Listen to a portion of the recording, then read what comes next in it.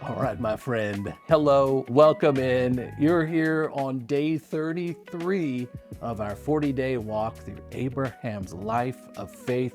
And today, let's say yesterday left us with a cliffhanger. And today, we're here to read and react to part two of the story. It's really the climax of Abraham's story here as we stand with him on the peak of Mount Moriah, looking at Genesis 22, 9 through 24 today. And today continues that story where God has made a shocking request of Abraham that presents Abraham with an infamous dilemma. And so if you find yourself feeling the tension in the story today, you're not alone, and it's somewhat by design. Great day of reading and lots to think about. I want to show you my green, yellows, and reds, but first, I want to give you a chance to read for yourself. So grab your highlighters, grab your reading guide, and dive in, hit pause to read, and then we'll continue together. Okay, here we go. Wow, how about that? Now, a couple things you noticed as you read, I hope. I'm going to zoom out here, show you my reading guide. We have three parts today in the reading, just so you don't feel lost, orient yourself. The first part is here, all right? And that is, it goes up, it starts here, goes through here. That's the story of Abraham and Isaac there on Mount Moriah. Then we have right here, all right, I threw in a little bonus for you. That is an incredibly helpful window into Abraham's mindset. It helps explain how and why he's able to do what he did today. And then here afterward is kind of like a little kicker. This is just wrapping up the chapter in Genesis that we're in today with some information about Abraham's family and doing a little bit of scorekeeping for us with them. So that's so you got three parts today. So don't worry about that little tag on part. It does matter, and it's not a big deal. Really quick, what you want to see here, just a couple of interesting things, right? It's talking about Abraham's family. Nahor is Abraham's brother, and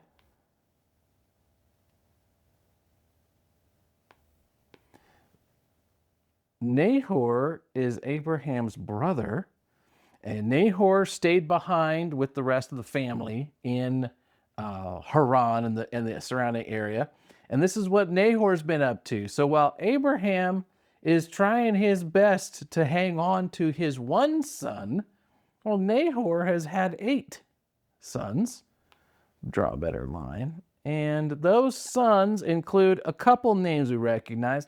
One is Uz, which you go, wait, you don't recognize that, but Uz is the person who lends his name to the place where Job's story takes place. In the Bible story of Job, Job lives in the land of Uz. This is almost certainly the person for whom that land is named.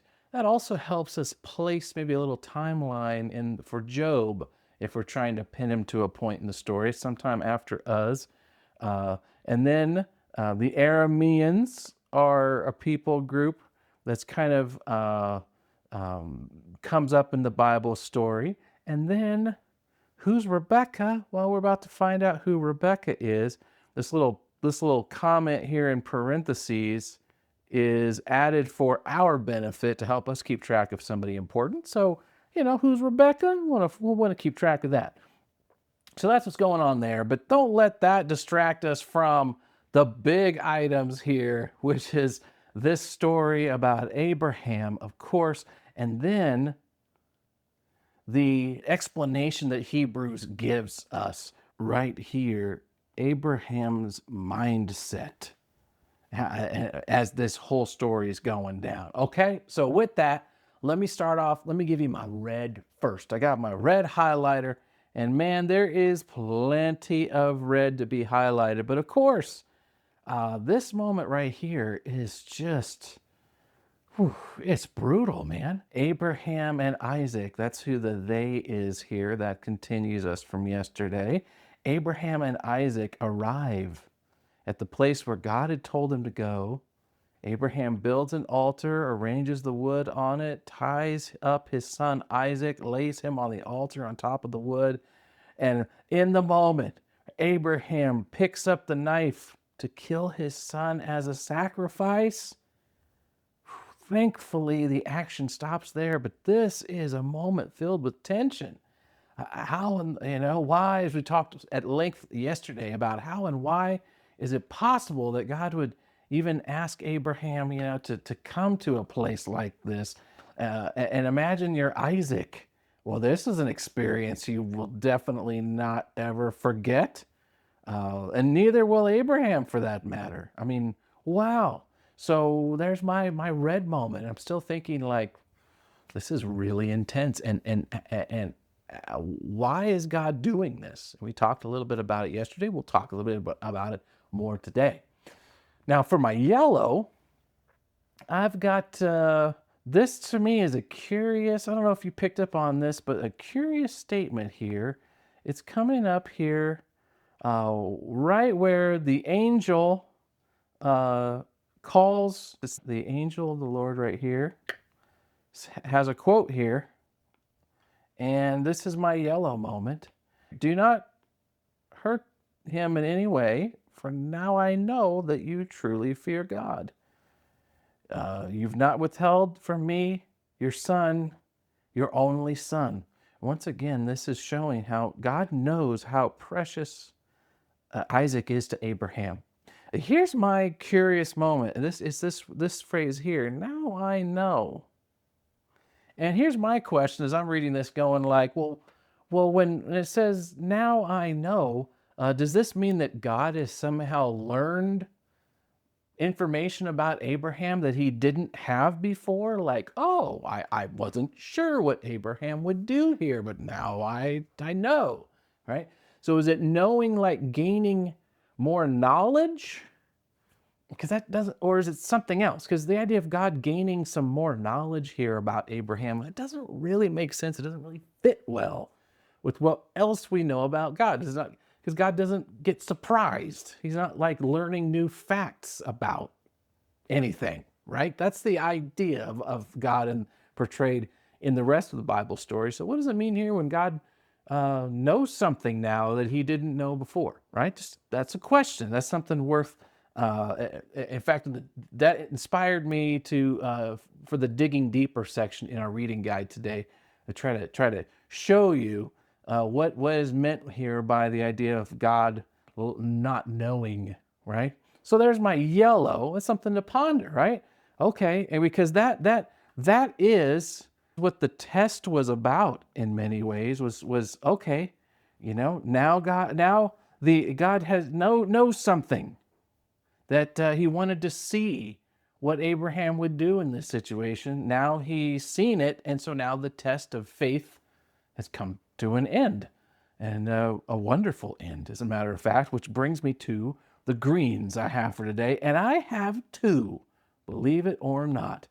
Now, my first green is actually a pair of statements. It's a statement that's repeated twice, and it comes in the aftermath of the action in today's story, where the Lord says, because to Abraham, right? Because you have obeyed me and have not withheld even your son. And then the Lord says some things that are happening as a result of Abraham's obedience. And then once again, God restates the same phrase right here, because you have obeyed me. And then, of course, so that's my green, and then everything in between it. Well, what's the results of Abraham's obedience? This is all green right here. I swear by my own name, God says, I will certainly bless you. I will multiply your descendants. By the way, certainly here is a great word, and it's a clue about why this test has happened in the first place. There's a certainty that Abraham has now, even more than he had before. When he goes on here, your descendants will multiply and they will have success against their enemies. And then he goes on to say, through you and your descendants, all the nations of the earth will be blessed. This is looking forward to ultimately to Jesus himself. Jesus coming from Abraham's family is a blessing from God to the world. And all of that because you've obeyed me. Among other things, what I love about this is a reminder, the assurance that Abraham's obedience mattered. It was consequential. Now, how this plays out in real life, in the real world, is one of these beautiful mysteries. How is it that God can have a whole plan through history laid out, okay? And then on the other hand, that our obedience matters. It's a puzzle, but the Bible doesn't try to resolve that tension. Both of those things are true. God's plan moves forward, and our choices to obey, to trust, to follow, to take God's instructions and live by them are consequential. It matters. I just need the reminder. Sometimes it doesn't feel like it does, but Abraham's story reminds us of that. And then how about one more great moment here? And this right here, this Hebrews section is so incredibly useful, right? Helping us understand Abraham's mindset here. So the writer of Hebrews helps us understand Abraham's thought process, and it's my green. Abraham reasoned that if Isaac died, God was able to bring him back to life again. All right, and this is in the face of it, as the Hebrews section here explains. He'd received God's promises. All right, so the writer of Hebrews understands the story.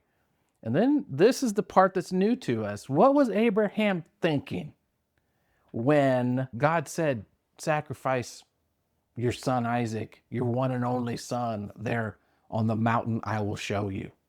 Well, what's Abraham thinking when that boy Isaac, who's carrying the wood on his own back for his own sacrifice, asks his dad, hey, where's the animal for the sacrifice? And Abraham responds, God will provide, right? When Abraham tells his servants, you guys stay here, Isaac and I, we are going up to the mountain, we will worship, and we will come back. Remember all that from yesterday? What's Abraham thinking in that moment? Is he just kind of reaching and grasping for a wish? Now it says here actually that Abraham reasoned, and this is a great word here, reasoned here. The root of this word is where we get our English word logic. It's logos, logic. Abraham wasn't making this, leap of blind faith. He's making a calculation. Abraham projects the outcome of this episode with Isaac based on his previous evidence. He's looked at everything God has done, everything he knows about God. He calculates and he goes, you know what? Maybe it gets to the point that God truly does ask me to take Isaac's life. But if that happens, that won't end the story. God is able to bring him back to life again. That's the extent of Abraham's trust. Based on his track record with God, he's like, you know what?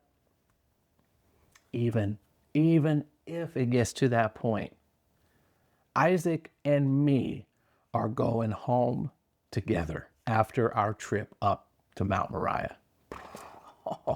I love two things. I love that illuminates this story for us. when we understand Abraham's thought process. And then, man, I love that explanation of what it means to live a life of faith. It's not just wishing, it's calculation based on the projected outcome from previous evidence. You've seen God be trustworthy, and God will be trustworthy again.